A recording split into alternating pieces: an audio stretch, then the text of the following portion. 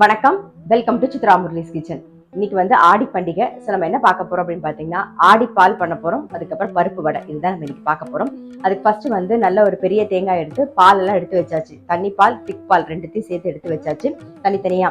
அதுக்கு தேவையான வெல்லமும் கரைச்சி வடிகட்டி ரெடியா இருக்கு. சரி, எப்படி பண்றதுன்னு பாத்துடலாம். நம்ம முந்திரி பருப்பும் வறுத்து எடுத்து வச்சாச்சு.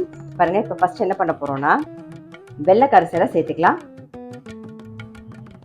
இதுலயே நான் வந்து நெய் விட்டு முந்திரி பருப்பை வறுத்து எடுத்திருக்கேன். அந்த நெய் தான் அது.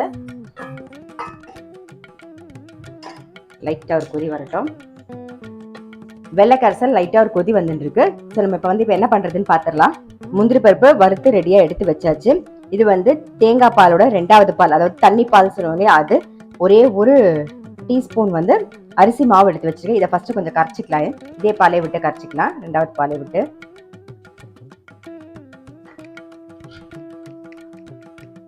அரிசி மாவை கரைச்சாச்சு. இந்த 2வது பால்ல இதை சேர்த்துடலாம்.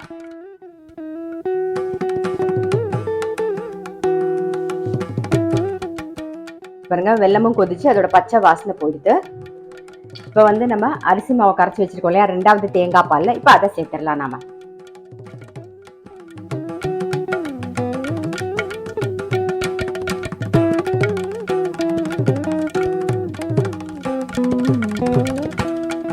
ஏலக்காய் பொடி சேர்த்துக்க போறோம். அதுக்கப்புறம் வந்து ஒரே ஒரு சிட்டிக்கை வந்து பச்சை கற்பூரம் எடுத்து வச்சிருக்கேன். பாருங்க, வெள்ளை கரைசல், அதுக்கப்புறம் 2வது தேங்காய் பால் விட்டோமா, அது ரெண்டும் சேர்ந்து கொதிக்குது. இப்போ வந்து நம்ம ஏலக்காய் பொடியும் பச்சை கற்பூரமும் சேர்த்துடலாம். பாருங்க, நல்ல ஒரு கொதி வந்துருக்கு. இப்போ ஏலக்காய் பொடி சேர்த்துடலாம். இது கூடவே வந்து பச்சை கற்பூரமும் சேர்த்துடலாம். பாருங்க, நம்ம இதுல வந்து அரிசி மாவு கரைச்சி விட்டோமா, அந்த அரிசி மாவு வந்து நல்லா வெந்து, நல்லா அந்த தேங்காய் பால்லே வெந்து திக்காகும். இங்க பாருங்க, இந்த மாதிரி தண்ணி பாலா இருந்தது இல்லையா, எப்படி திக்கா இருக்கு பாருங்க. இந்த மாதிரி கொஞ்சம் திக்காகும். இதுக்கப்புறம் தான் நம்ம வந்து ஃபர்ஸ்ட் தேங்காய் பால், திக் பால் எடுத்து வச்சிருக்கோம் இல்லையா, அதை சேர்க்க போறோம்.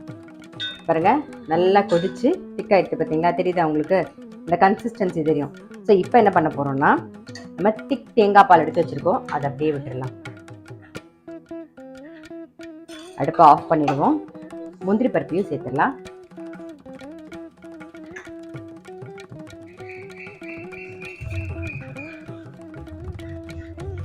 இப்போ ஆடிப்பால் ரெடி. அதை எடுத்து ஓரமா வச்சுட்டு அடுத்தது பருப்பு வடை தான் பார்க்க போறோம் நம்ம. இப்போ ஆடிப்பால் ரெடி, அதை ஓரமா வச்சாச்சு. அடுத்தது பருப்பு வடை தான் பண்ண போறோம். அதுக்கு வந்து கடலை பருப்பை நல்லா ஒரு 1 மணி நேரம் ஊற வச்சு தண்ணி எல்லாம் வடிய விட்டு கொஞ்சமா உப்பு, வரமிளகா, அப்புறம் கடலை பருப்பை சேர்த்து குறைன்னு அரைச்சி ரெடியா எடுத்து வச்சிருக்கேன். பாருங்க, இப்போ பருப்பு வடைக்கு மாவு ரெடியா இருக்கு. இப்போ என்ன பண்ண போறோம்னா, இதுலயே கொஞ்சம் கொத்தமல்லி, இஞ்சி, பச்சை மிளகா, கருவேப்பிலை, கொஞ்சம் பெருங்காய பொடியும் சேர்த்துக்கலாம்.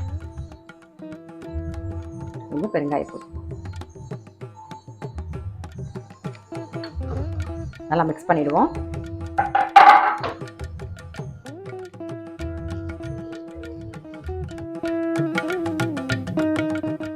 எண்ணெய் காஞ்சிருக்கு, வடையை தட்டி போட்டுடலாம்.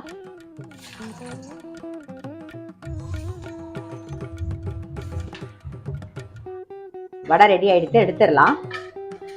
இதே மாதிரி எல்லா வடையும் நம்ம வந்து தட்டிக்கலாம். இன்னைக்கு வந்து ஆடி பண்டிகை, ஆடிப்பால், அதுக்கப்புறம் வந்து பருப்பு வடை, இதுதான் இன்னைக்கு நெய்வேத்தியத்துக்கு பண்ணிருக்கேன். ஸோ பார்த்துருப்பீங்க. கண்டிப்பா நீங்களும் உங்க வீட்டில் ட்ரை பண்ணி பாருங்க. நான் அடுத்த வீடியோல சந்திக்கிறேன்.